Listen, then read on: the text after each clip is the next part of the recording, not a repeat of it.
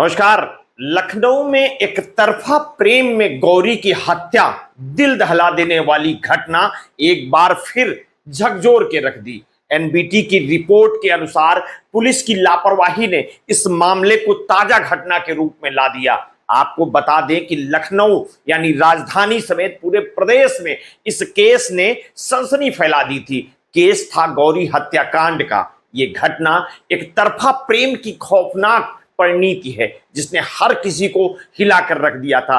हिमांशु प्रजापति नामक युवक ने अपने विकृत प्रेम में गौरी श्रीवास्तव की हत्या कर उसके शरीर को आरी से कई दर्जन टुकड़ों में बांट दिए थे।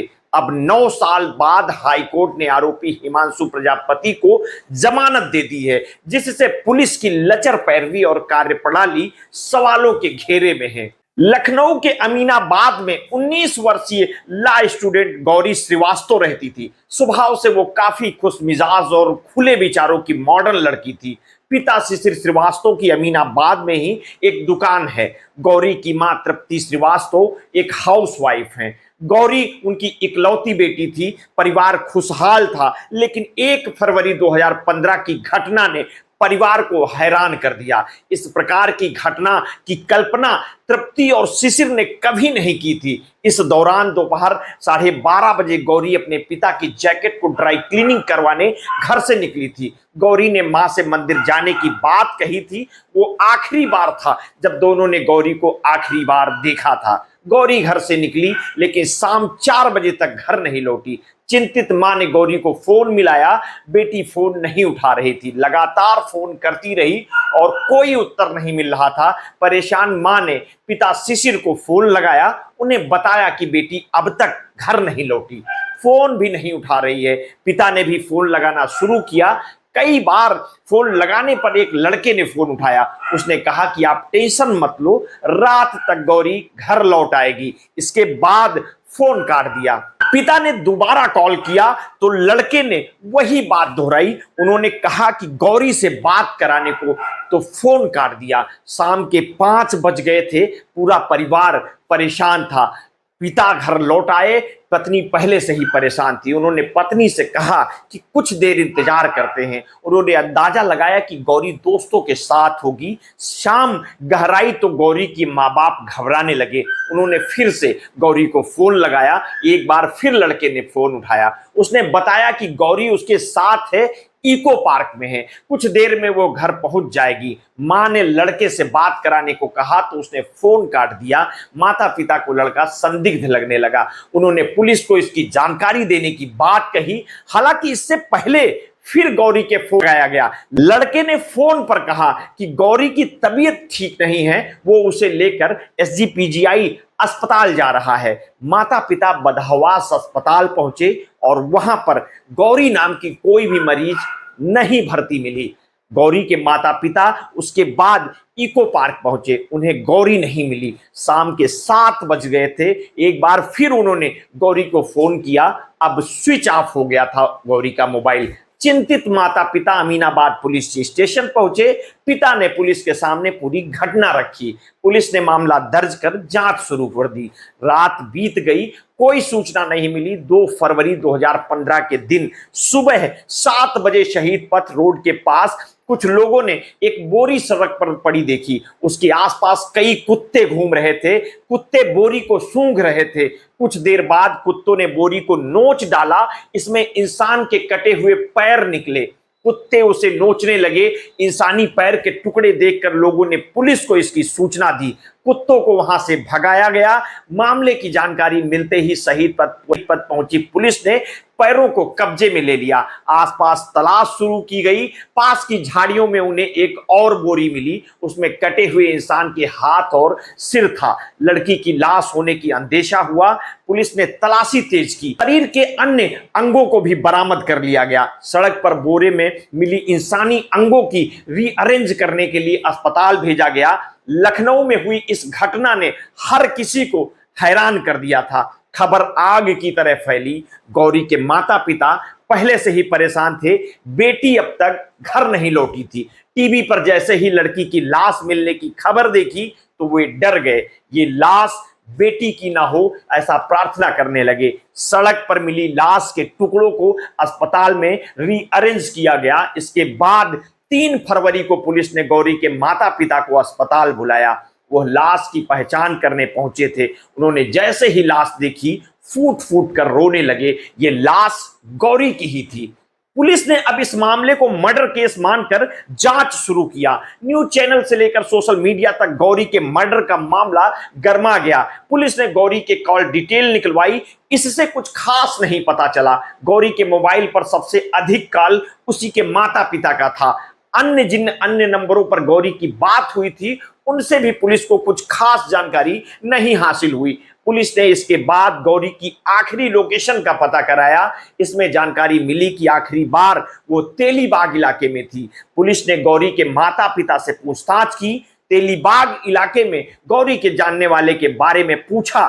माता पिता ने कहा कि वहां तो उसकी कोई जान पहचान का नहीं रहता है, ना ही गौरी का कोई दोस्त वहां रहता है। पुलिस के हाथ कुछ भी नहीं आ रहा था। मीडिया इस मामले को लगातार उठा रही थी, पुलिस को घेर रही थी। पुलिस की कई टीमें बनाई गई। एक टीम ने तेलीबाग के सीसीटीवी की पड़ताल शुरू की। केस में पुलिस को कुछ सुराग हाथ लगे। एक फुटेज में पुलिस को गौरी पैदल जाती दिखाई दी। वो फोन पर किसी से चैट कर रही थी। आगे जाकर वो बाइक पर बैठ गई। बाइक को एक हेलमेट पहना लड़का चला रहा था। सीसीटीवी फुटेज से लड़के के बाइक का नंबर नहीं मिल पा रहा था। काफी कोशिशों के बाद पुलिस ने बाइक की कंपनी का पता किया। पुलिस ने आरटीओ ऑफिस से बाइक के बारे में जानकारी निकालने की कोशिश की, लेकिन उन्हें कुछ भी नहीं पता चला। साइंटिफिक जांच में मामला खुलता ना देख पुलिस ने मैनुअल पूछताछ पर जोर दिया। पुलिस को बाइक के मालिक के बारे में जानकारी मिल गई। पूछताछ में यह बात सामने आई कि बाइक हिमांशु प्रजापति की है। उसके गौरी का दोस्त होने की बात सामने आई। पुलिस ने हिमांशु की कुंडली निकाली। जानकारी हाथ लगी कि 23 वर्षीय हिमांशु राजस्थान के यूनिवर्सिटी से बीकॉम की पढ़ाई कर रहा है, साथ ही एसएससी की तैयारी भी करता है। हिमांशु को जानने वालों को सीसीटीवी फुटेज दिखाया तो उन्होंने पहचान कर ली। पुलिस के अनुसार गौरी आखिरी बार हिमांशु के साथ ही देखी गई थी। पुलिस हिमांशु के घर पहुंची। वहां पता चला कि पूरा परिवार मुंबई गया हुआ है। केवल हिमांशु ही घर अकेला रह रहा था। वो घर पर मौजूद नहीं था। पुलिस ने उसकी तलाश शुरू की। जल्द ही उसे गिरफ्तार कर लिया गया। गिरफ्तारी के बाद हिमांशु ने किसी भी प्रकार की घटना में संलिप्तता से इनकार कर दिया। पुलिस ने हिमांशु से सख्ती से पूछताछ की तो वो टूट गया और उसने जुर्म कबूल कर लिया। हिमांशु ने बताया कि 1 साल पहले यानी 2014 में किसी कॉमन फ्रेंड के जरिए गौरी से उसकी मुलाकात हुई थी। गौरी काफी खुले विचारों की थी। उसके कई पुरुष मित्र थे। उससे व्हाट्सएप पर बात करती थी। हिमांशु से भी उसकी बात व्हाट्सएप पर हुई थी। वे एक दूसरे से मिले नहीं थे। बाद में दोनों एक दूसरे से मिलने लगे। 2015 के जनवरी में हिमांशु का परिवार मुंबई चला गया। हिमांशु ने गौरी को घर बुलाया। वो मन ही मन गौरी से प्यार करने लगा था। उसे भी लगने लगा था कि गौरी उससे प्यार करती है, लेकिन गौरी उसे केवल अच्छा दोस्त समझती थी। हिमांशु ने जब उससे मिलने के लिए बुलाया तो वो इसी कारण राजी हो गई। 1 फरवरी 2015 को हिमांशु ने गौरी को बाइक पर बैठाया और अपने घर ले गया। दोनों बातें कर रहे थे। इसी दौरान हिमांशु ने उससे फोन दिखाने को कहा। गौरी ने फोन देने से इनकार किया तो हिमांशु ने जबरदस्ती उससे फोन छीन लिया। उसने देखा कि गौरी अन्य लड़कों से भी चैट कर रही है। उसे गुस्सा आ गया और उसने गौरी को थप्पड़ मार दिया। गौरी ने विरोध किया तो हिमांशु ने उसका गला घोंट दिया। इस दौरान गौरी बेहोश हो गई और हिमांशु ने समझा कि वो मर गई। उसने तुरंत गौरी का फोन स्विच ऑफ किया। जब उसे यह समझ नहीं आया कि अब क्या करना चाहिए तो वो एक दुकान से आरी खरीद लाया। उसने गौरी का शव बाथरूम में रख दिया। फिर रात में उसे आरी से काट दिया। आरी से उसके कई टुकड़े किए। अगले दिन सुबह 7 बजे बाइक पर लाश के टुकड़े लादकर शहीद पथ पहुंच गया। झाड़ियों में उसने लाश को फेंक दिया। उसने सोचा कि सुबह जल्दी ही कोई गाड़ी आ जाएगी और लाश के टुकड़ों को अपने साथ ले जाएगी। उसने गौरी का फोन भी अपने पास रख लिया था। हिमांशु की गिरफ्तारी और उसके कबूलनामे के बाद उसे जेल भेज दिया गया। पुलिस की जांच में एक से बढ़कर एक खौफनाक बातें सामने आई थी। पोस्टमार्टम रिपोर्ट आई तो यह खुलासा हुआ कि जब गौरी को आरी से काटा गया तो वह जिंदा थी उसे कई मिनटों तक दर्द सहना पड़ा। यह जानकर हर कोई सन्न रह गया कि गौरी के परिवार का रो रो कर बुरा हाल हो गया। मीडिया ने भी इस केस को प्रमुखता से उठाया था। यह मामला लगातार सुर्खियों में रहा। पुलिस की लचर कार्रवाई के कारण हाईकोर्ट ने आरोपी हिमांशु प्रजापति को जमानत दे दी है। कोर्ट ने पुलिस की जांच पर सवाल उठाए और कहा कि 75 गवाहों में से सिर्फ 14 का परीक्षण किया गया है। कोर्ट ने मोबाइल बरामदगी को फर्जी बताया और आरी पर मिले खून की जांच में भी त्रुटियां पाई हैं। गौरी के माता पिता न्याय की उम्मीद में अब भी संघर्ष कर रहे हैं। हाईकोर्ट के फैसले ने उन्हें और भी निराश किया है। ये घटना एक बार फिर समाज और कानून व्यवस्था पर गंभीर सवाल उठाती है। आखिर कब तक मासूम जिंदगियों को ऐसे ही बहसी दरिंदे से बचाया जाएगा? गौरी की निर्मम हत्या ने न केवल एक परिवार को उजाड़ दिया बल्कि पूरे समाज को सोचने पर मजबूर कर दिया। यह घटना एक बार फिर हमें याद दिलाती है कि प्यार और जुनून के बीच पतली रेखा कितनी खतरनाक हो सकती है।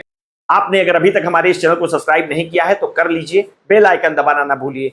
आपको अगर हमारी स्टोरी प्रस्तुति ठीक लगे तो अपने हित मित्र शुभचिंतकों में हमारी स्टोरी शेयर कर दीजिए। अपने स्वास्थ्य के प्रति सचेत रहिए, सजग रहिए, अपना ध्यान रखिए। बहुत बहुत धन्यवाद। साधुवाद।